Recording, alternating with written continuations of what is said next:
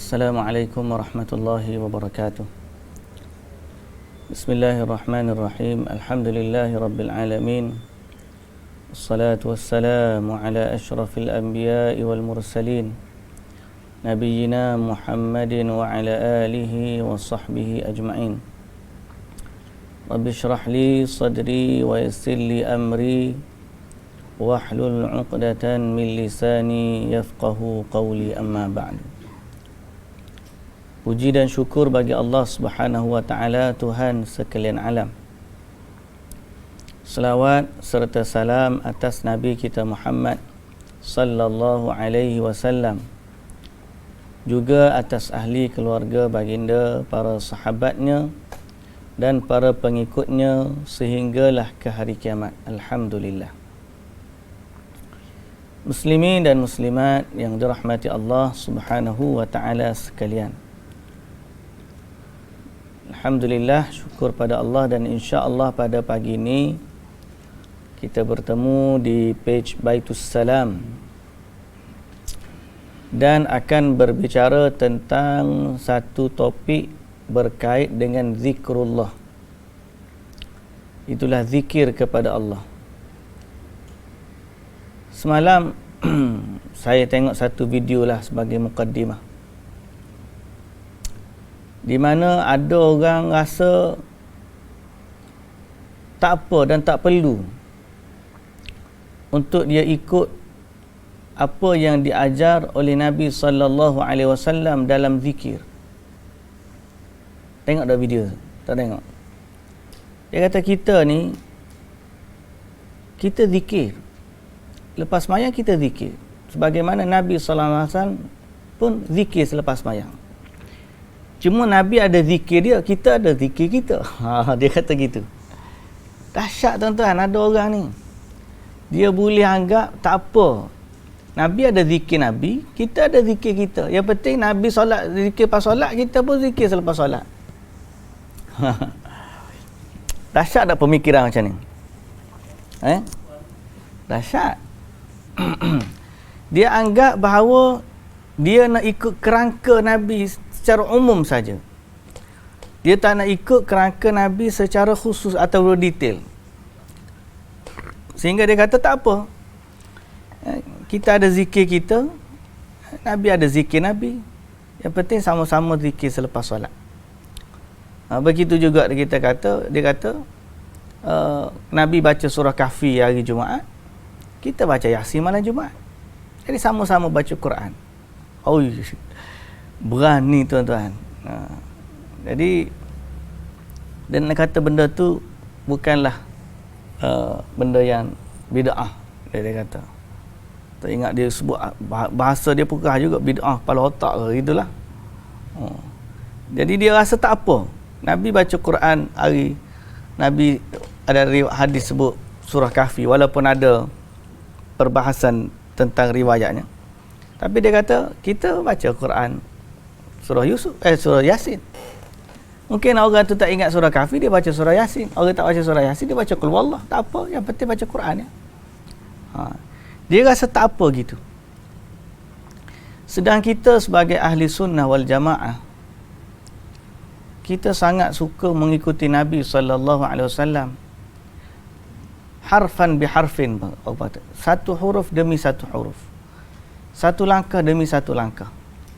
Apa yang Nabi buat kita buat, apa yang Nabi ajar kita ikut, apa yang Nabi baca kita baca, kita semua ikut apa yang diajar oleh Nabi kita Muhammad sallallahu alaihi wasallam. Kerana apabila berkait dengan dosa dan pahala, kita sebenarnya jahil, tak tahu. Mana boleh kita tahu dosa pahala? Kita buat ni dapat pahala, buat gini dapat dosa. Kita boleh tahu tak? Tak boleh. Sebab kita hamba. Yang boleh bagi tahu kepada kita hanyalah Allah Azza wa Jalla. Kemudian Allah wahyukan kepada Nabi sallallahu alaihi wasallam. Lalu Nabi sampaikan kepada umatnya berdasarkan wahyu.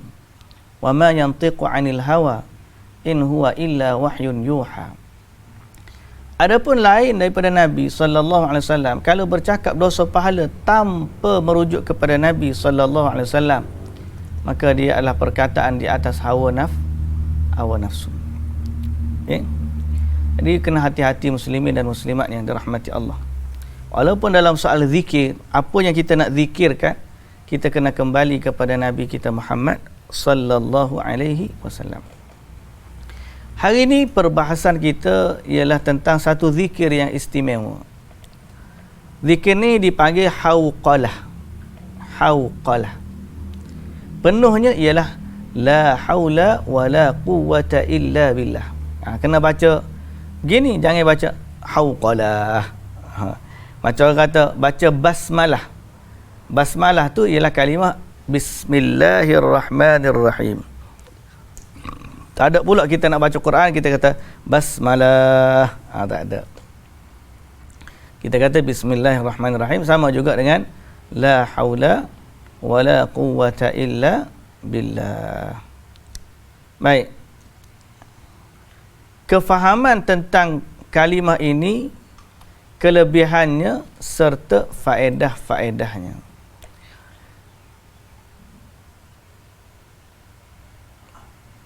Pertama, mafhum hadhil kalimatil azimati wa ma'aniha. Maksud ataupun mafhum, kefahaman kalimah yang agung ini serta maknanya. Saya akan terjemahkan artikel ni kepada tuan-tuan. Semalam kita baca khutbah di Masjid Kedutaan pun berkaitan dengan topik ni lah. Dan pihak Baitul Salam setelah mendengar khutbah tersebut suka untuk panjangkan kepada kita pada hari ini. Jadi khutbah semalam 10 minit, terjemahan dia setengah jam, cukuplah hari ni, habis dah lah. Dia tak boleh lama-lama kan. Baik, pertama kita kena faham la hilata li ahadin fi jalbi naf'in. Tidak ada kemampuan pada seseorang untuk mendatangkan manfaat atau menolak mudarat, melainkan dengan bantuan dari Allah serta taufiknya.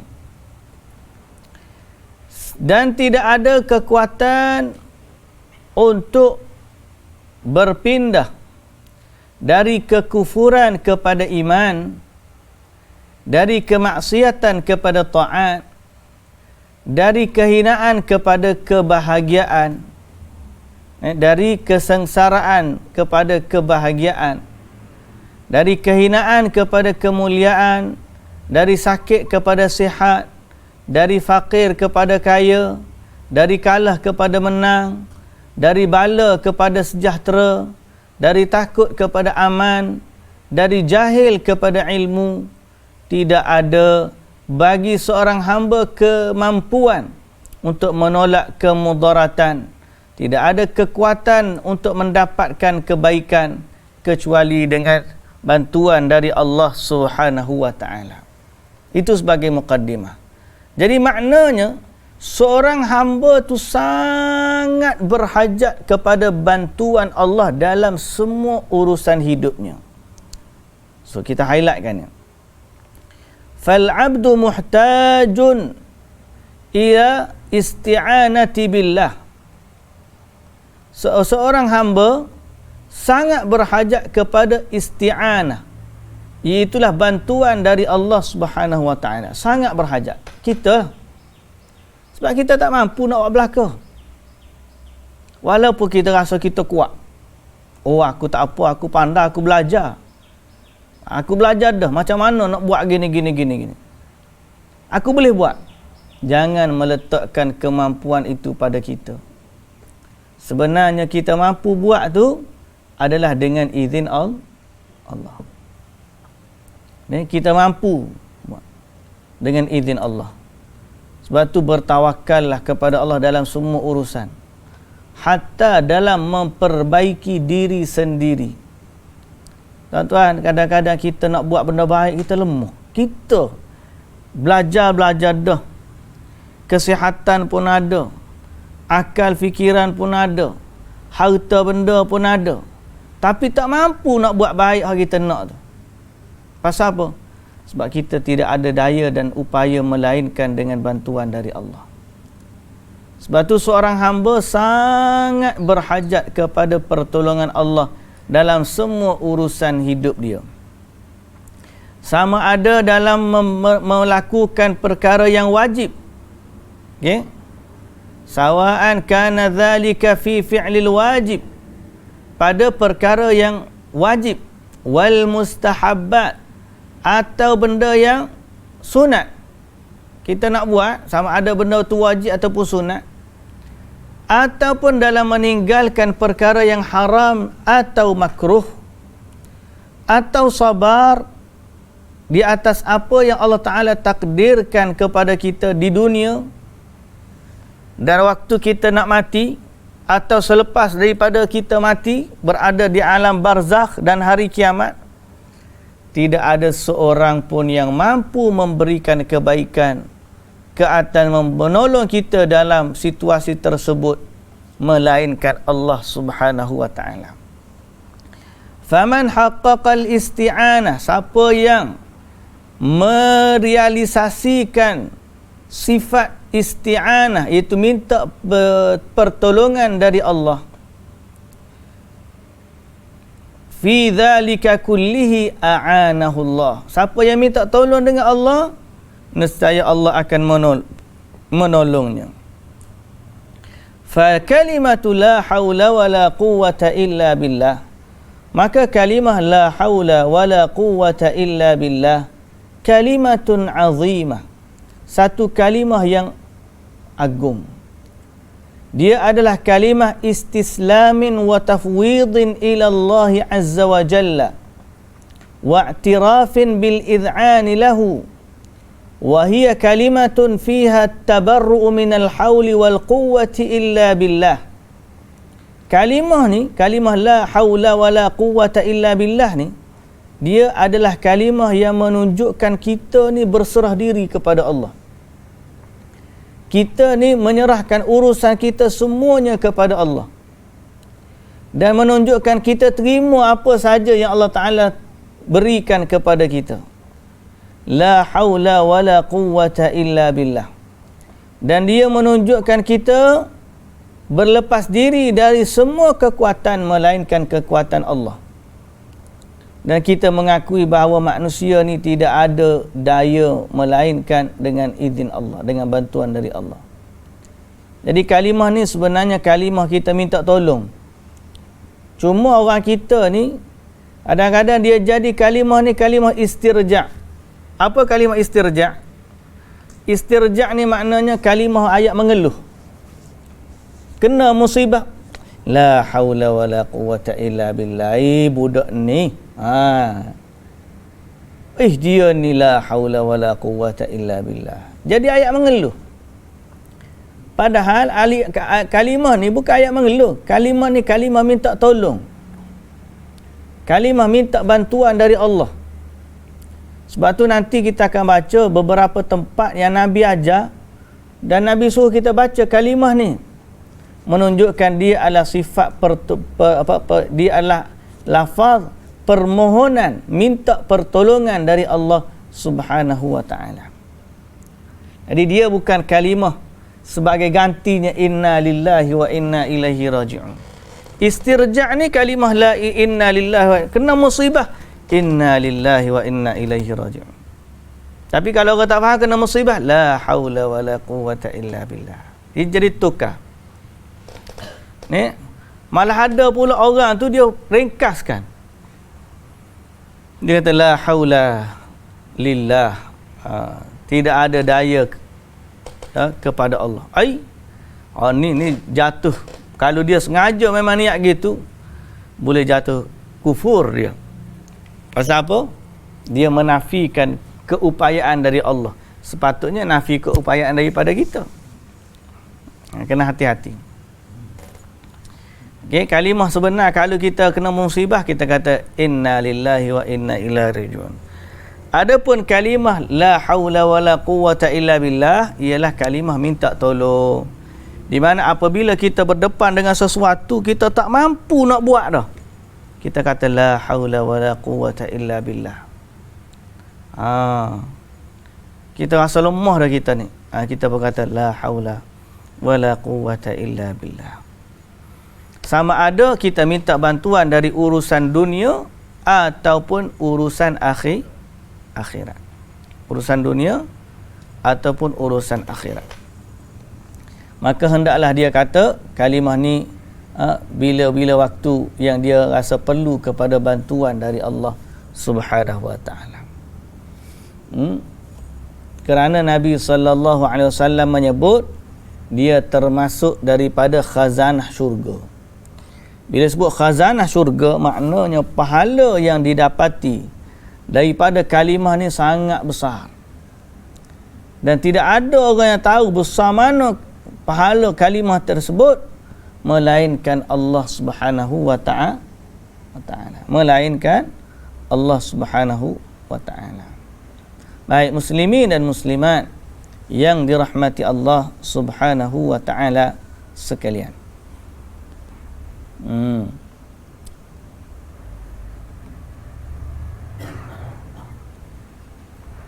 Sebelum daripada kita pergi lebih jauh juga, penulis kita ni mengingatkan kita. Kenapa kalimah ni penting? Sebab manusia ni sangat berhajat kepada Allah dalam semua urusan dia. Okay? Semua urusan dia, tak terkecuali. Kerana itu datang dalam hadis qudsi dari Nabi sallallahu alaihi wasallam yang Nabi riwayatkan dari Allah Azza wa Jalla, di mana Allah Azza wa Jalla berfirman, ya ibadi inni haramtu dhulma ala nafsi wa ja'altuhu bainakum muharrama.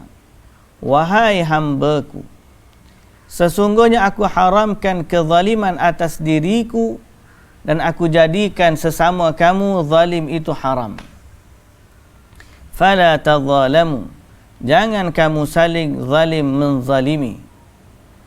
Ya ibadi, wahai hambaku, kullukum dhalun illa man hadaituhu fastahduni ahdikum.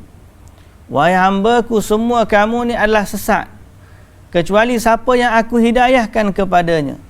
Fastahduni, mintalah hidayah kepadaku, nescaya aku beri kamu hidayah. Kemudian Nabi sallallahu alaihi wasallam sebut lagi, Allah berfirman, ya ibadi kullukum ja'i'un illa man at'amtuhu fastat'imuni ut'imkum. Wahai hambaku, semua kalian ni adalah lapar kecuali siapa yang aku beri kepadanya makanan. Maka mintalah dariku makanan, nescaya aku bagi kamu makan.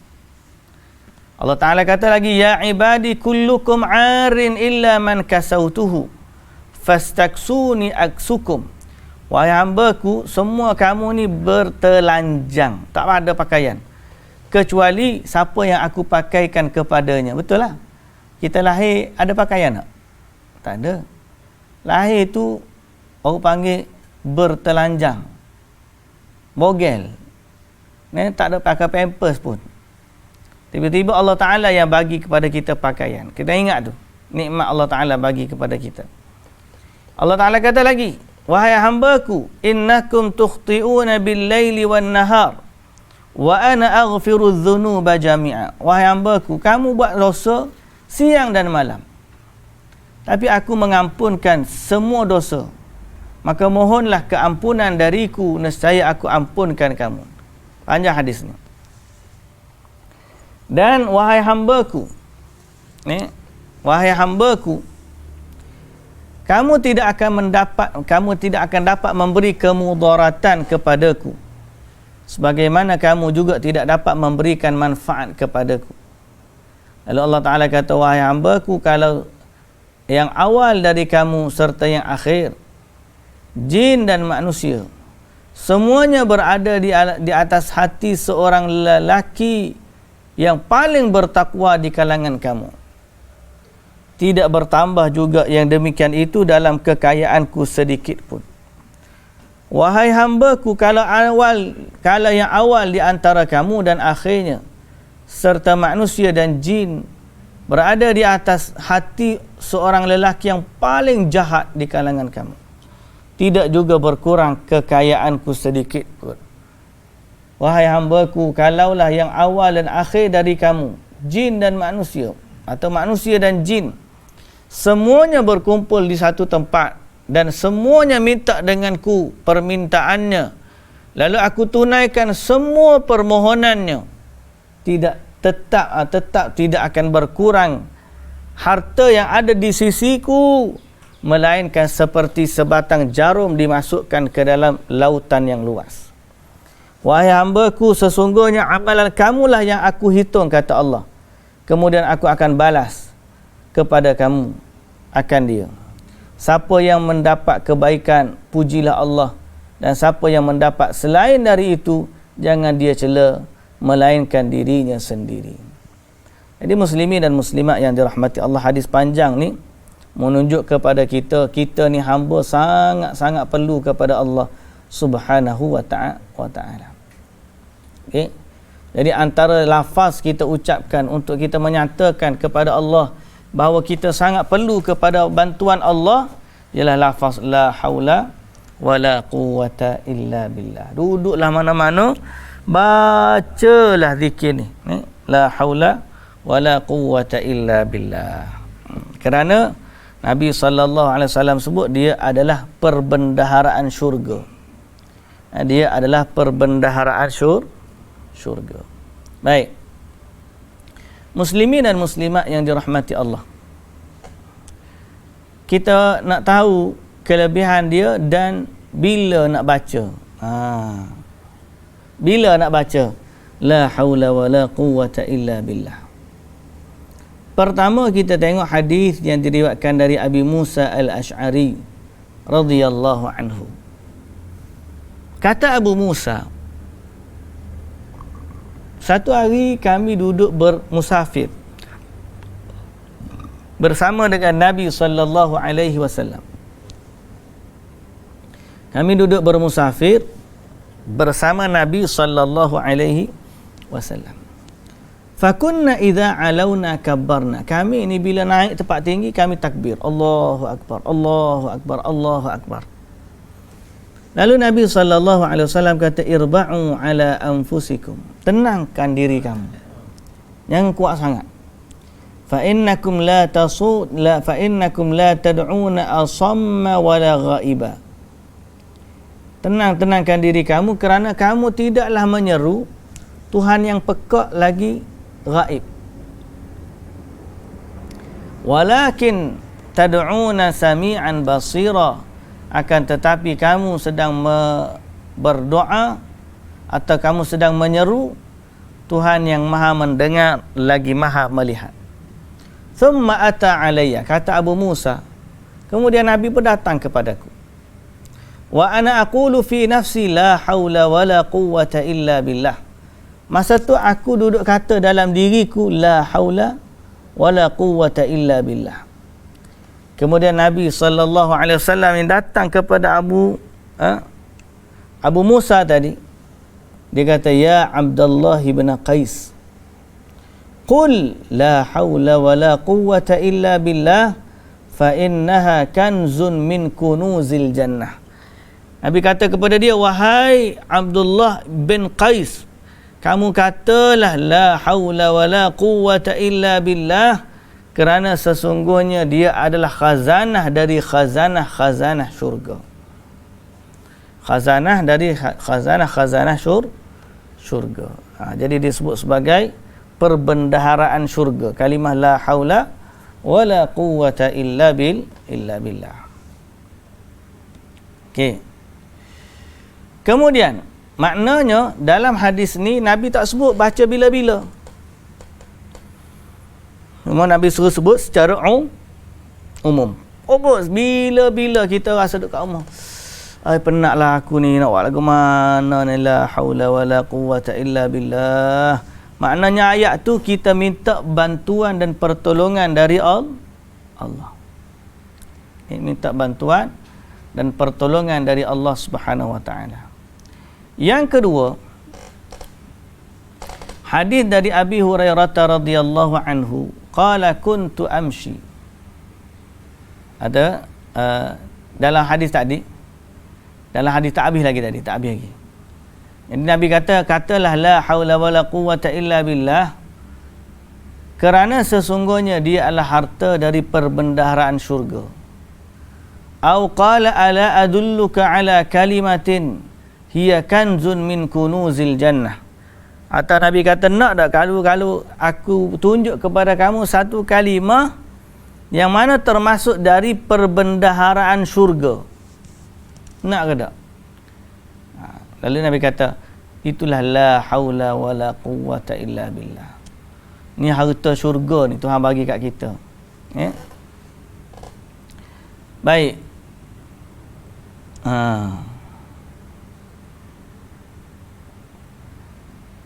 Dalam riwayat yang seterusnya,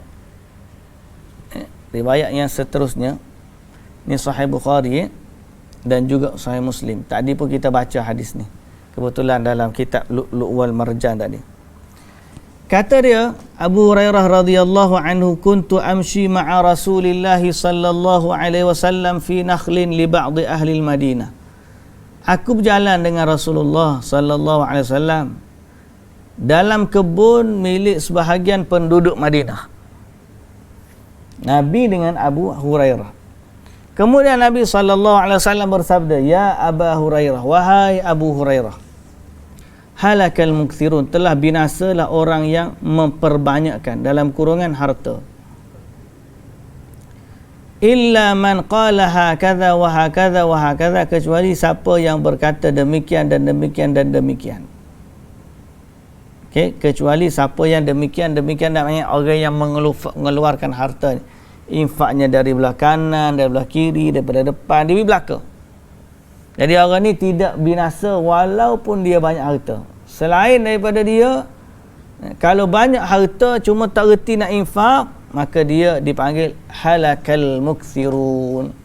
Telah binasalah orang yang mengumpulkan, memperbanyakkan harta. Nabi sebut sebanyak 3 kali. Hatha bi kaffaihi an yaminihi wa an yasarihi an baina yadayhi. Okey.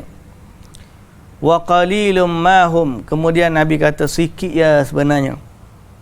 Orang yang begitu tu, yakni orang yang infak tu sedikit. Banyaknya kumpul harta, nak kumpul harta nak jadi banyak. Kalau sikit rasa bimbang.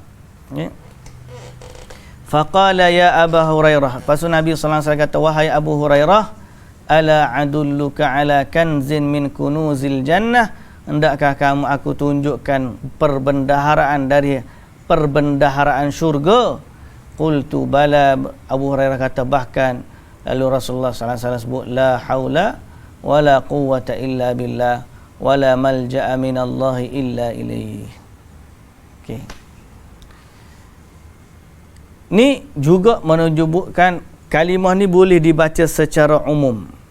Hadis yang ketiga, An Ibn Umar radhiyallahu anhu qala qala Rasulullah sallallahu alaihi wasallam akthiru min gharsil jannah fa innahu azbun ma'uha tayyibun turabuha wa akthiru min ghirasiha la haula wala quwwata illa billah. Nabi kata, wah, Rasulullah sallallahu alaihi wasallam bersabda, kata Ibn Umar, akthiru min gharsil jannah, banyakkanlah kamu tanam pokok dalam syurga. Fa innahu azbun ma'uha, sesungguhnya air dia sangat sedap dalam syurga ni. Tayyibun turabuha, tanah dia pun elok. Nak tanah apa boleh laka. Tapi fa akthiru min ghirasiha la haula wala quwwata illa billah. Nabi kata perbanyakkanlah tanamannya, itu dengan kata la haula wala quwwata illa billah. Okey, tu kelebihan secara umum. Hadis yang keempat juga kelebihan secara umum. Kata Nabi sallallahu alaihi wasallam, ahabbul kalami ila Allah subhanallahi la syarikalah, lahul mulku wa lahul hamdu wa huwa ala kulli syai'in qadir, la haula wa la quwwata illa billah subhanallahi wa bihamdih. Panjang doa. Okey. Jadi kelebihan dia yang keempat, dia antara zikir yang paling disukai oleh Allah Subhanahu wa ta'ala. Dan yang kelima, kelebihan dia, ja'a a'rabi, seorang lelaki Arab datang jumpa Rasulullah sallallahu alaihi wasallam faqal, lalu dia kata, "Allimni kalaman aqulu ya Rasulullah, ajarkanlah satu kalimah atau satu perkataan atau satu kalam yang aku boleh juga sebut dia." Qala qul la ilaha illallah wahdahu la syarikalah, Allahu akbar kabira, walhamdulillahi katsira, wa subhanallahi bukratan wa subhanallahi rabbil alamin, la hawla wa la quwwata illa billahil azizil hakim. Qala fa haula ila rabbi fama li. Orang Arab ni kata, itu semua puji untuk Tuhan, apa pula untuk aku? Nabi kata, qul Allahumma ghfirli warhamni wahdini warzuqni wa'afini. Okey. Jadi ini juga disebut umumnya zikir la haula wala quwwata illa billah. Baik. Juga hadis yang keenam, Nabi sallallahu alaihi wasallam kata, istakthiru minal baqiyatis salihat. Perbanyakkanlah dari bekalan-bekalan salih. Ne? Qila wa ma hiya ya Rasulullah, apa dia tu? Nabi kata, al-millah, agama kita. Agama ni benda kena jaga banyak-banyak. Wa qila wa ma hiya ya Rasulullah, mereka tanya lagi, apa dia? Qala al-millah, agama. Lalu mereka tanya lagi, wa ma hiya ya Rasulullah, apa dia ya Rasulullah? Nabi kata, takbir, tahlil, tasbih, tahmid, wala haula wala quwwata illa billah. Jadi ada 6 hadis ni menunjukkan bahawa lafaz ni boleh dibacakan bila-bila masa, di mana sahaja, secara umum. Umumnya lafaz ni boleh dibaca bila-bila masa, di mana saja. Tapi ada juga tempat-tempat khusus yang Nabi sallallahu alaihi wasallam ajar kepada kita untuk sebut la haula wala quwwata illa billah. Okey. Yang pertama, waktu kita bangkit daripada tidur. Ini khusus, waktu khusus. Bangun orang daripada tidur, dia pun sedar. Kita panggil man ta'arra. Atau ta'arra ni orang yang terjaga dari tidurnya di tengah malam. Dia terjaga. Man ta'arra minal lail, kata Nabi sallallahu alaihi wasallam, siapa yang terjaga di tengah malam, faqala hina yastayqiz, kemudian dia kata waktu dia sedar tu, dia kata apa?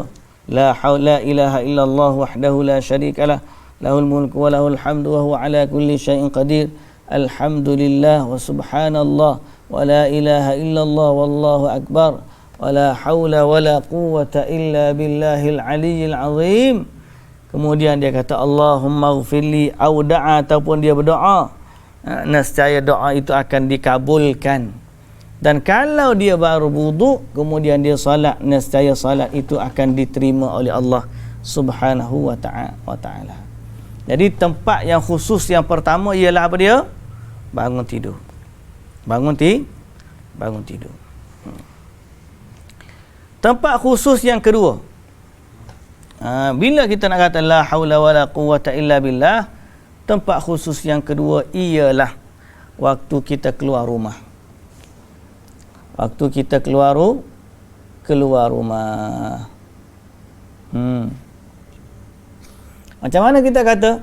Nabi sallallahu alaihi wasallam bersabda dari Anas bin Malik radhiyallahu anhu, anna Nabiy sallallahu alaihi wasallam qala, idza kharaja ar-rajulu min baitihi faqala bismillahi tawakkaltu 'ala Allah la haula wala quwwata illa billah, qala yuqalu hina idzin hudita wa kufita wa wuqita fatatanahha lahu asyayatin fayaqulu lahu syaitan akhar kaifa laka birajulin qad hudiya wa kufiya wa wuqiya Dari Anas bin Malik radhiyallahu anhu, Nabi sallallahu alaihi wasallam mengajarkan, apabila seorang daripada kamu keluar daripada rumah dia, katalah bismillahi tawakkaltu ala Allah la haula wala quwwata illa billah.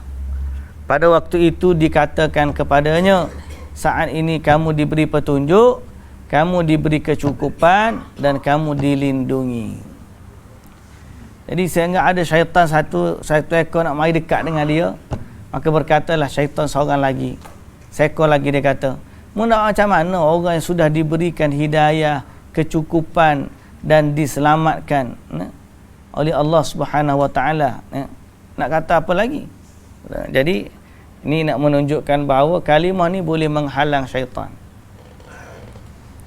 Boleh menghalang syaitan. Tapi secara khususnya ialah dibacakan waktu nak keluar rumah.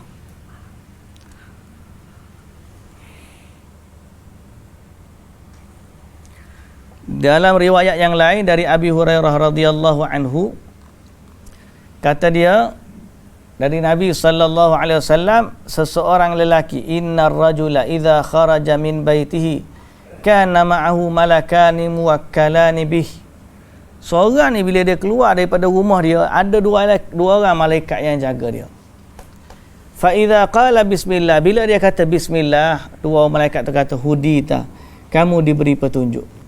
Bila hamba tu kata la haula wala quwwata illa billah, malaikat tu kata wuqita, kamu dilindungi. Fa idza qala tawakkaltu ala Allah, qala kufita. Bila dia kata tawakkaltu ala Allah, maka dua malaikat tu kata kamu telah dicukupkan. Fatalaqahu qarinahu, maka dua orang qarin dia tu akan bertemu dengannya. Fayaqulani ma nuridu min rajulin qad hudiya wa uqiya wa kufiya. Apa lagi kita nak apabila fatalaqahu, apabila dia kata tawakkaltu ala Allah, maka malaikat dua tu kata kamu akan diberikan kecukupan. Fatalaqahu qarinahu, maka bertemu dengannya dua qarinnya. Fayaqulani, dan dia berkata kepadanya, ma nuridu min rajulin, apa yang kami nak buat daripada seorang lelaki, qad hudiya wa wuqiya wa kufiya, yang telah diberi petunjuk, dilindungi dan dicukupkan. Ringkas ceritanya, tempat yang kedua ni ialah baca waktu keluar daripada rumah. Pertama, keluar bangun tidur, keluar daripada rumah. Yang kedua dan yang ketiga apa dia tadi? Yang kedua lah tu. Okey. Yang ketiga, tempat waktu bila kita nak baca la haula wala quwwata illa billah, ialah waktu kita berbaring nak tidur. Bila kita nak tidur, sebagaimana yang datang dari riwayat Abu Hurairah radhiyallahu anhu, kaki dia dalam kitab Sunan An-Nasa'i dan juga Ibnu Hibban. Dia kata apa?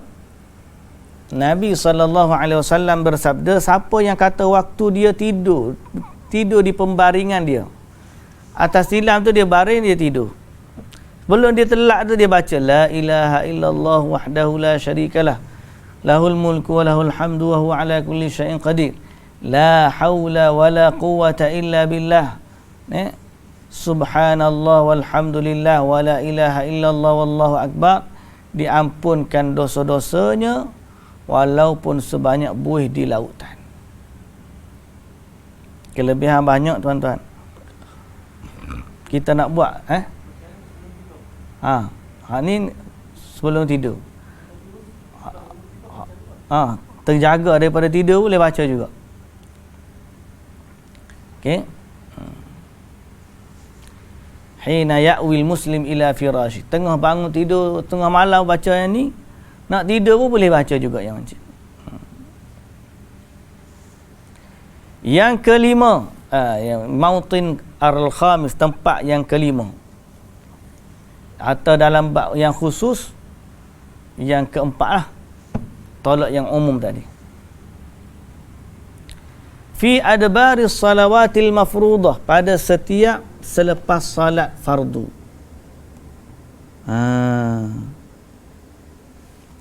Macam mana dalam setiap selepas salat fardu? Dia sudah ada dalam zikir yang dibacakan selepas salat fardu. Apa dia? La ilaha illallah wahdahu la syarika lah, lahul mulku wa lahul hamdu wa ala kulli syai'in qadir. La haula wa la quwwata illa billah. La ilaha illallah wa la na'budu illa iyyah. Lahun ni'matu wa lahul fadlu wa lahul thana'ul hasan. La ilaha illallah mukhlishina lahud-din walau karihal kafirun. Kita baca zikir selepas solat, ada kalimah la haula wala quwwata illa billah. Kemudian tempat yang kelima atau keenam yang secara umumnya, waktu kita jawab azan. Waktu kita jawab azan, kita kata la haula wala quwwata illa billah. Secara spesifik bila imam tu kata hayya 'alas salah, hayya 'alas salah, hayya 'alal falah, hayya 'alal falah. Maknanya bila kita nak pergi tu, kita dengar azan, aku ni tak ada kekuatan untuk aku solat melainkan dengan izin Allah. Tak ada keupayaan untuk aku tinggalkan semua yang aku sedang buat ni melainkan dengan bantuan dari Allah Subhanahu wa taala. Jadi sebab tu bila kita kata gitu, kita pun rasa semangat nak pergi sembahyang. Jadi tempat yang seterusnya ialah waktu kita dengar azan. Waktu kita dengar azan dan kita jawab azan. Muslimin dan muslimat yang dirahmati Allah Subhanahu wa taala. Jadi itu adalah tempat-tempat yang istimewa. Kata di penulis kita, wa hadhil fadail, dan kelebihan ini, wa ma'anil jalilah, dan makna yang agung ini, faedah yang bermanfaat. Patutlah seorang muslim memperbanyakkan menyebutnya secara mutlak pada semua waktu ataupun secara tertentu khusus, seperti mana yang telah disebutkan oleh Nabi sallallahu alaihi wasallam. Siapa yang buat begitu, dia mendapat kebaikan dunia dan akhirat lah. Semoga Allah Subhanahu wa taala mentaufikkan kita. Jadi sebagai tambahan, kita pun kena sebut penuh. Jangan duk main ringkas-ringkas. Habis dah artikel kita ni. Jangan kita kena sebut penuh. Beberapa kesilapan. Pertama, kita dah sebut tadi, orang ucapkan dia sebagai lafaz istirja, mengeluh, ataupun Allahu Akbar. Dia ayat gitu. La haula wala quwwata illa billah. Kebanyakan orang begitu. Ada juga yang ringkaskan. Panggil la haul, dia panggil. La haul. Dia macam orang kata astaghfirullahalazim, dia kata astaga. Kita astaga. Mari mana astaga tu? Astaghfirullahalazim, dia mari astaga. Jadi jangan main rakah-rakah gitulah zikir ni. Rugi kita. Kebaikan banyak tapi kita baca dengan secara sedikit. Baik. Muslimin dan muslimat yang dirahmati Allah, habis dah kita hari ni. Cepat habis. Hari ni kita kena berhenti awal lah. Dalam bab kelebihan kalimah la haula wala quwwata illa billah ni, kita berhenti awal. Cuma saranan kita, kalau pun kita tak boleh baca waktu-waktu yang disebutkan secara khusus tadi, duduk sambil-sambil duduk ni, kita sebut la haula wala quwwata illa billah. Kenapa? Kerana selain daripada fadilah khusus, dia juga ada fadilah umum yang boleh kita amalkan. Dan fadilat ini sangat mudah untuk kita dapati dengan kalimah-kalimah yang ringkas, tapi kita dapat kelebihan yang banyak, insya-Allah. Baik muslimin dan muslimat yang dirahmati Allah, saya kena berhenti setakat ni dululah pada pagi ni. Mohon kemaafan di atas kekurangan, dan mohon Allah Ta'ala memberikan kepada kita taufik dan hidayah untuk kita beramal dengannya dan mengucapkan zikirnya sepanjang masa kita, insya-Allah. Baik, tanpa melengahkan masa saya berhenti setakat tu dululah. Wallahu taala alam. Apa yang baik dari Allah Subhanahu wa taala, yang lemah yang kurang daripada kekurangan saya, semoga Allah Subhanahu wa taala mengampunkan dosa kita semua. Subhanakallahumma wa bihamdika asyhadu an la ilaha illa anta astaghfiruka wa atubu ilaik. Aqulu qawli hadza wa astaghfirullahal azim li wa lakum. Assalamualaikum warahmatullahi wabarakatuh.